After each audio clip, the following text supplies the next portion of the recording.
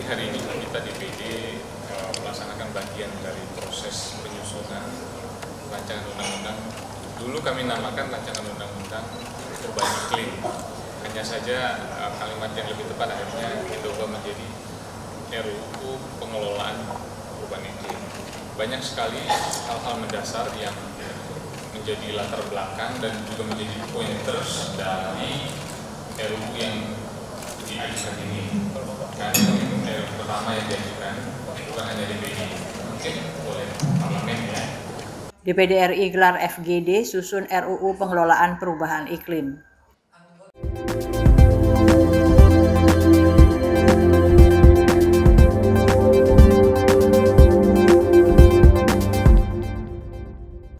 Dewan Perwakilan Daerah DPD RI menggelar fokus group discussion FGD penyusunan rancangan undang-undang RUU tentang pengelolaan perubahan iklim PPI yang masuk dalam program legislasi nasional Prolegnas DPD RI untuk tahun 2025 di Hotel Meru Sanur Denpasar Senin 7 Juli 2025.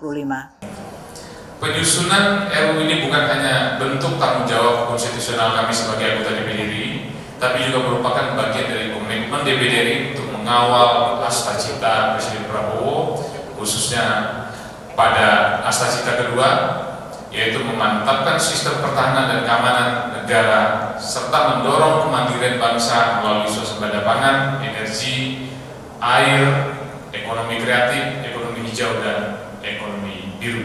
Sultan menyebutkan pertemuan ini digelar tepat di sebuah kota global di mana Conference of Parties ke-13 tahun 2007 silam diselenggarakan. Bali Roadmap yang merupakan produksi OP13 telah memberikan dasar-dasar yang berarti yang bisa dijadikan referensi penting dalam penyusunan kebijakan iklim. Khususnya terkait dengan bagaimana penanganan secara komprehensif dan terintegrasi terkait dengan iklim. Begitu banyak input, masukan, perspektif, sehingga tadi disampaikan oleh Ibu Putri, acara ini bukan seremonial biasa, tapi kami mau mendapatkan acara yang sangat substansial dari Bapak Ibu sekalian yang hadir, karena ini sangat penting. Sultan juga menambahkan, penyusunan RUU ini merupakan wujud nyata dari komitmen Indonesia terhadap kesepakatan iklim global termasuk Paris Agreement, Konvensi Iklim PBB UNFCCC, dan tujuan pembangunan berkelanjutan SDGs. Perubahan iklim seperti yang sering kami sampaikan bukan hanya lagi sekedar isu lingkungan.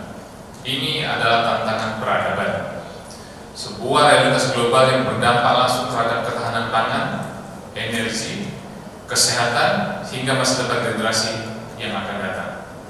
Indonesia sebagai negara kepulauan atau archipelago state terbesar di dunia berdiri di garis depan ancaman. Senada dengan itu, Ketua Tim Kerja RUU Pengelolaan Perubahan Iklim DPD RI Badi Kinita Sitepu mengungkapkan saat ini regulasi yang ada masih sebatas pengaturan dalam tataran peraturan Presiden serta peraturan Menteri, sehingga dibutuhkan regulasi dengan basis yang lebih kuat untuk menjawab tantangan yang ada.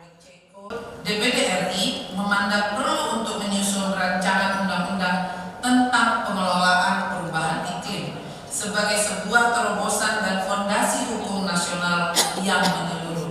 RUU ini dimaksudkan untuk memberikan kepastian hukum, memperkuat koordinasi antar institusi, memperluas partisipasi publik, dan mendorong inovasi dalam pembiayaan dan teknologi hijau. Ini adalah bentuk komitmen serius dari lembaga legislatif daerah untuk turut serta mengawal masa depan bumi dan generasi mendatang. Selain itu, Tim Kerja RUU Pengelolaan Perubahan Iklim DPD RI mengusung sejumlah prinsip penting, diantaranya adalah prinsip keberlanjutan, partisipasi aktif masyarakat, serta perlunya tata kelola adaptif berbasis ilmu pengetahuan dan teknologi. Kami juga menekankan pentingnya peran pemerintah daerah dalam perencanaan dan pelaksanaan kebijakan iklim.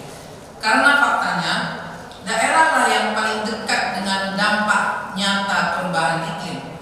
Dan karenanya harus diberi ruang dan dukungan yang memadai dalam kebijakan nasional. Rancangan undang-undang ini juga memperhatikan isu strategis tentang transisi energi bersih, nilai ekonomi karbon, perlindungan wilayah pesisir dan pulau-pulau kecil, ketahanan pangan, pengelolaan risiko bencana berbasis iklim, Sementara itu, Duta Besar Seychelles Nico Barito yang turut hadir pada forum tersebut menyebutkan bagaimana negaranya mampu menjaga alam serta menjaga iklim dengan baik, sehingga memberikan nilai dan memberikan hasil bagi suatu bangsa, bahkan menciptakan ekonomi yang baik bagi negara itu. Jadi saya melihat ini ada satu korelasi yang sangat baik, dan saya pribadi dan kolega-kolega asing pasti siap mendukung program DPD karena kami percaya inisiatif DPD itu adalah untuk rakyat. Ya, jadi kalau rakyat makmur, alamnya terjaga, Indonesia makmur. Terima kasih. Kabar Bali Hits mengabarkan.